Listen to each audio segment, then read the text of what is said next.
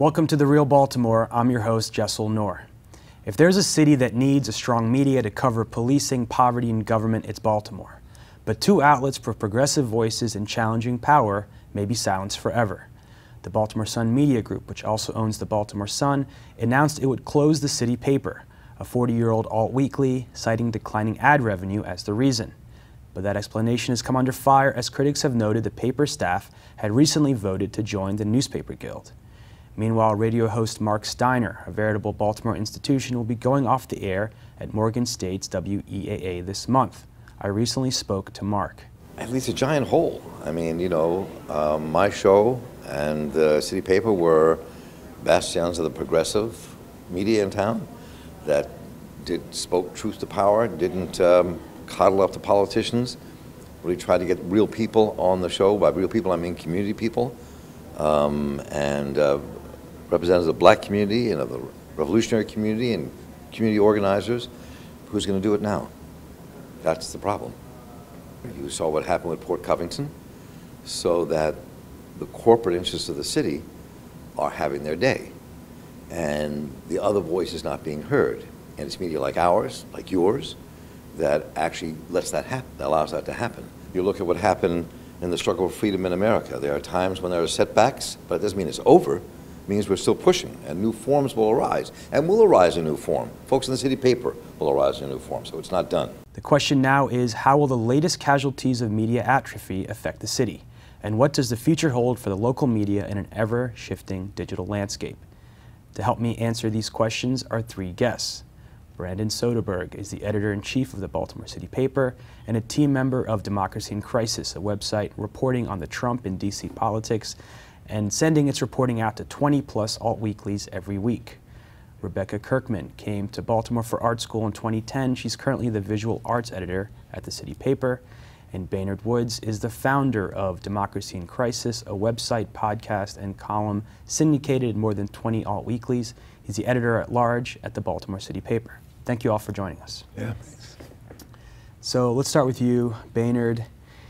A lot of people want to know what the connection is between the Sun Media Group saying they're going to shutter the City Paper and the recent vote to unionize the paper itself. A Baltimore Sun reporter, Scott Dance, tweeted that the staff were notified at the same meeting that their union was going to be voluntarily recognized and that the closing of the City Paper was imminent. Yeah, I mean, and to be clear, while I have a title and stuff, editor-at-large, I'm not a member of the full-time staff, so I wasn't involved in those negotiations, and I wasn't at that meeting. And since other people are involved in negotiations, I've been trying not to talk to them about it so that I can speak freely on it. And I do think that that's deeply troubling, and I think it's deeply troubling for City Paper that you're told, hey, we are going to recognize this union, and yet we're going to close you down. And it's troubling for the Sun. Triff is both the editor and the publisher, Triff Alatzis, of the Baltimore Sun and the Baltimore Sun Media Group, and their story about the closing of the Baltimore City Paper didn't mention the union thing at all. It shows exactly this would be the kind of story for a city paper, because this is, if they weren't directly involved, because no one is covering this. And fortunately Scott did tweet that out there, and I've been trying to maintain some independence so I can try to dig into that a little bit as well. Brandon, talk to us about your efforts and others to perhaps keep the City Paper alive, find a new owner.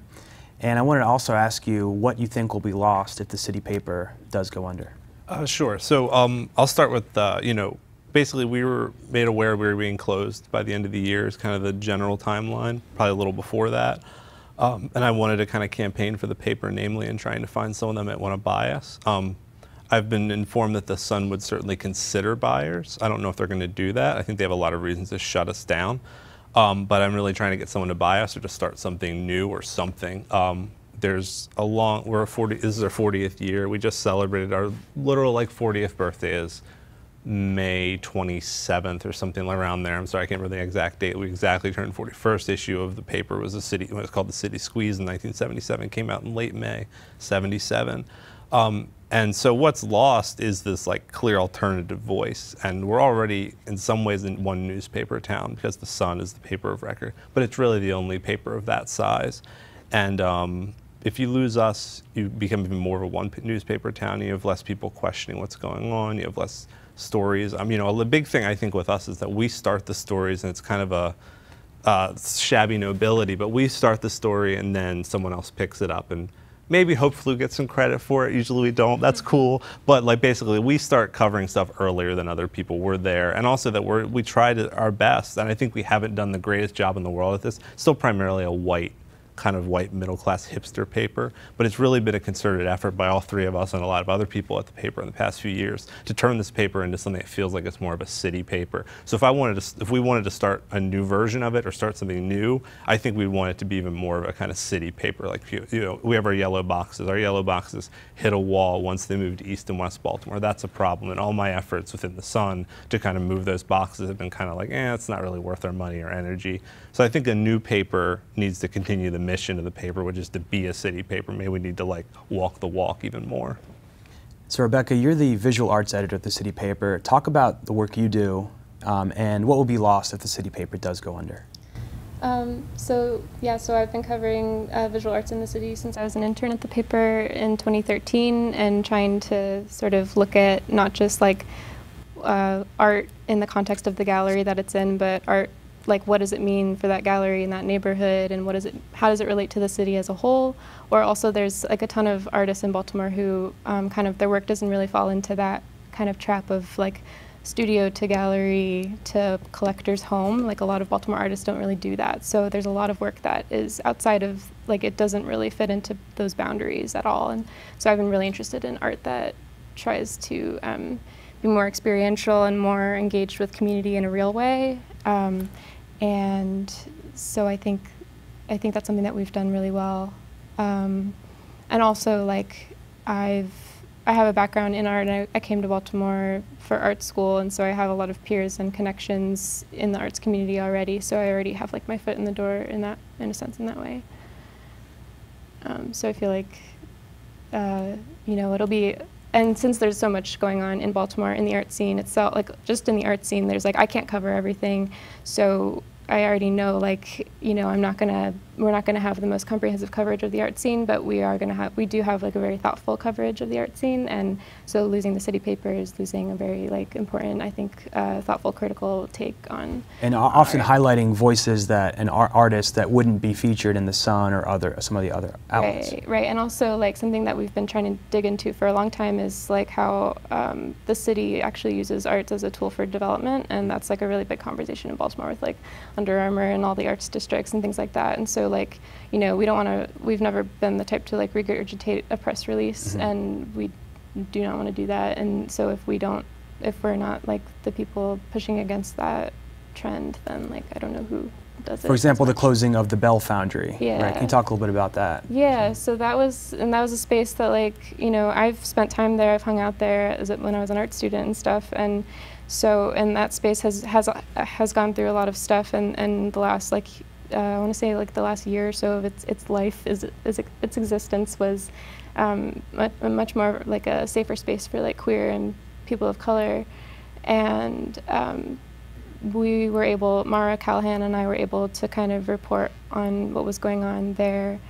You know, we knew people directly. We could text them and ask them to talk to us and tell us what it meant for them to lose their home and their like community. So to jump off of that, the East Bay Express, I mean, they won a Pulitzer last year for their coverage of the ghost ship fire, which sort of prompted... In Oakland. Yeah, in Oakland. And that was because they'd been on the ground covering that place and the people who lived there for a long time, whereas everyone else rushes in once something happens and expects to cover it. But like City Paper, they were always covering these communities that are sort of at the margins of the city. We're at an interesting time nationally and locally. Nationally, obviously, we have Trump, who's who's declared a war on fake news and taken on, really attacked critical reporting. And at the same time, locally, we have a mayor who sort of billed herself as a progressive, but has been taking all these stances that don't exactly even match her campaign pledges. When you're talking about vetoing the minimum wage or now backing this bill that would institute a mandatory minimum, which is something that most places are repealing, are taking away or are trying to undo the amount of people in prison. In that context as well, it's more important than ever to have a diverse set of local media and national media as well that's willing to really challenge these policies. Can you talk a little bit about how what the city paper does in terms of unapologetically taking on power in the city? Yeah, so yeah, fuck mandatory minimums, like fuck them completely. So yeah, that's one of Pew's many bad ideas, maybe the worst one in terms of just pure, we all know that doesn't work. What the papers tried to do is say stuff like that, fuck mandatory minimums, but we've never really had access. I'm kind of piggybacking on something Baynard's been saying a lot, and we've been talking about Trump as well. It's like the whole media is now confronted with the fact that the people in power don't feel like they need them anymore. And we've always felt like that. We've never had access. The police rarely answer our calls or our emails. I think we're a pain. And the mayor, I don't think is a big fan of us. The previous mayor certainly wasn't. And so we've always seen that as our job, to hold these people accountable and call bullshit on this stuff. And if you don't have that, you have other, what Real News does, what the Baltimore Brew here in the city does is good, but it's also, we're in a perfect position. We're not huge and we're not smaller. We're like right in the middle. It's a weird place to be. We never quite fit, but that's good, especially if you want to question the people in power. And that's gone. We can't do that. I mean, there's even small things like right when the last mayor was going out, she banned an NPR reporter. An NPR reporter. And that's the kind of stuff that we can also kind of talk about that maybe that reporter couldn't. We can be media critics as well, so we can critique the administration and the media and how it's covered at the same time. And Baynard, you did that for a long time in Baltimore, and you're still doing that, and you're doing it nationally with Democracy in Crisis, and which sort of has its home with the city paper, and also the Steiner Show, which is also in its last month.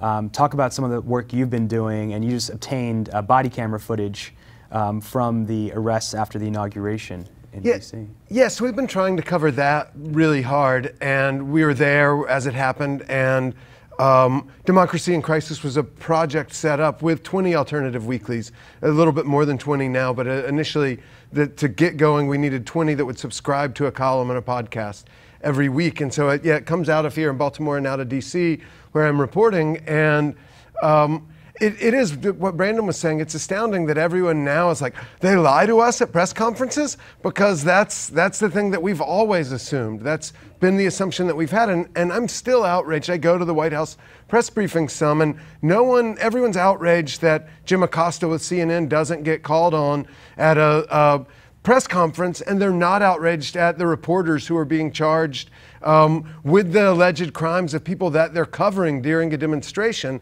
and are facing 70 years in prison. They're not talking about Aaron Cantu. They're talking about Jim Acosta because he's a TV star in the same way that Donald Trump is.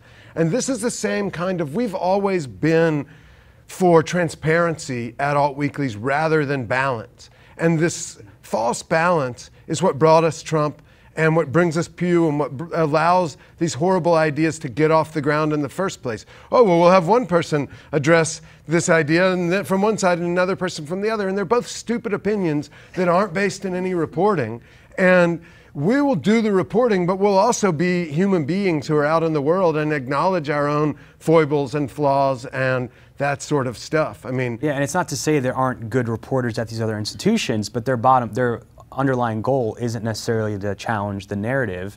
It's to maintain their access at the end of the day. And I mean, of course, there are great reporters at The Sun. I mean, The Sun is, we're bashing, I expect we'll be bashing them some more as this goes on. But there are individual reporters there who are doing great work. I don't think their editors are supporting them well, or their business structure supporting them well, and I think that goes across the board. But it is a weird time for us now that everyone's send a pizza to CNN or whatever kind of thing and defend journalism, when part of why we were founded was to do media criticism and to critique the mainstream media, which now the right wing has sort of gotten it seems like almost a monopoly on. And I mean, the irony is that The Sun says right in November is when they were thinking about starting to shut down the city paper, right when they introduced their Journalism Matters Today More Than Ever campaign. And it's just a slap in the face.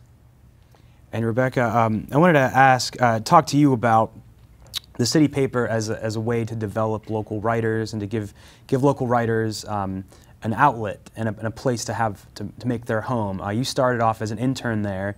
Talk about what you learned and continue to learn in your work there. Yeah, so I started as an intern in 2013, and I had always enjoyed writing, but had never written for a publication before, and I learned a lot, especially from Baynard. Like, you know, line by line, we would edit my work, and I was writing mostly art reviews and some artist profiles, and yeah, it was like, you know, finding this balance between like criticism and like telling the reader like what's going on here, but also like, you know, finding a way in for like creativity and personal, you know, if you want to bring in like a personal essay kind of approach to it too. Like I am just really about like breaking down genres and boundaries, I guess, but like finding a new way into writing about something and experiencing art and why it's important to experiment with that. And so, yeah, I would not have ever written for the paper if I hadn't gone through the internship program and been kind of a freelancer here and there afterwards. And then when I was hired in 2014, I was kind of thrown into the fire as the internship coordinator and suddenly was managing a bunch of people who are not much younger than me. And so that has, you know, developed and changed over the years, and I've gotten more responsibilities also over the years, and eventually became the arts editor. And we've had a lot of interns come through the program every few months, and a lot of them have done really great work, both just like behind the scenes doing fact checking, learning how a story is constructed just by having to like, you know, look at every sentence and determine what needs to be verified and how do we verify this, and how do we make sure that this is the right way and this is the right phrasing. I learned a lot that way also as an intern, and I think that our past interns have learned something from that. And then, you know, they've gotten to write whatever kind of, they take initiative. If they take enough initiative, they can write however many pieces they want to write for the paper while they're an intern, and learn from editors line by line, hopefully, and get something out of it, and then go on to other things. And again, it goes back, like, I think like how the city paper's voice is really important. It's not just like your straightforward, like whatever the pyramid structure of a story or whatever. Like we do, you know, you got to know stuff like that. But it's more so like how do you maintain and develop your own voice as a writer while also being informative and critical.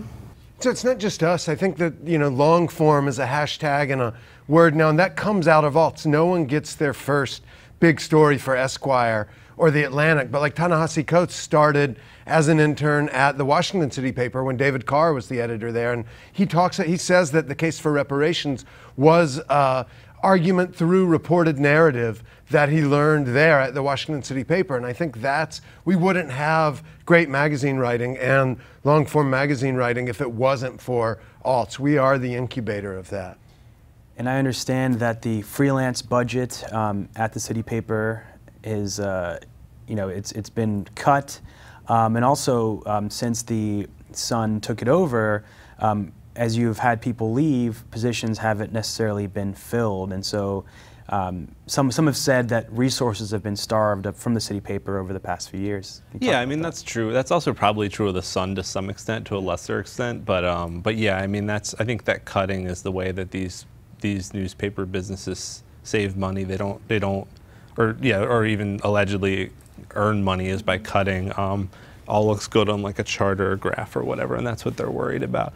But yeah, more recently, I mean, you know, if it goes down to like a freelance budget or a position, I'm going to make sure I'd rather lose the freelance budget. Unfortunately, the biggest thing we lose in that, especially in the past few months, especially now, which we don't have one anymore, which again, makes sense. They're not going to spend a lot of money for us right now. We're dead to them. But what you lose in that is you lose all these other voices. So like I started at the paper in 2007 as a freelancer. I was just a dude with a blog, and I got a chance to talk to one of the editors there, and he gave me an assignment, and I built it from there. My career as a writer, which is now where I am, I was going to say it peaked. I hope it doesn't peak here, but as the editor of the paper. So in 2007, I started writing for the paper freelance. I did like music reviews and stuff, and then I learned all of that through that. Brett McCabe was the first person that edited me and was like, "Don't do this, do this." You know, your second graph's actually your first graph, that kind of stuff. Learning through that, and then started to do the first reported piece I did was for the paper, and that was another experience where it was Lee and the music editor at the time, Michael Byrne and Brett, all kind of telling me